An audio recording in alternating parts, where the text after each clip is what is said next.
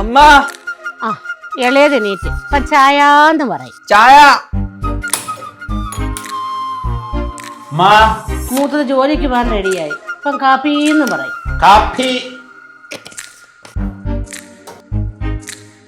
തീരുമാനിച്ചോ? മൂത്തവനെ കൊണ്ട് വലിയ ശല്യമില്ലായിരുന്നു, അവനൊരു ജോലി മേടിച്ച്. ഇളയവന്റെ കാര്യം പാട്. എന്താണ് പ്ലാൻ? കാപ്പി കുടിക്കണം, കുറച്ചേരം മൊബൈൽ കുത്തുമ്പോഴത്തേക്ക് ഊണ് റെഡിയാവുമല്ലോ. തിന്നുന്നതിന്റെ കാര്യമല്ല, ഫ്യൂച്ചർ പ്ലാൻ എന്തുവന്ന്? ഫ്യൂച്ചർ പ്ലാൻ ഭാവി പറ്റി വല്ലതൊക്കെ ചിന്തിക്കുക. വല്ലതും പഠിക്കാനോ ജോലിക്കോ, അല്ലാതെ എപ്പോഴും ഇങ്ങനെ മൊബൈലിൽ കുത്തിക്കൊണ്ടിരിക്കാതെ.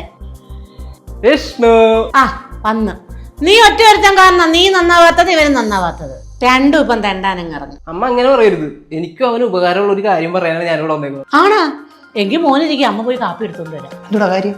എന്ത് കാര്യം? ഞാൻ ചുമ്മാ തള്ളിയതല്ലേ, ഇതൊക്കെ വീട്ടുകാരെ കൈ എടുക്കാനുള്ള ട്രിക്കല്ലേ.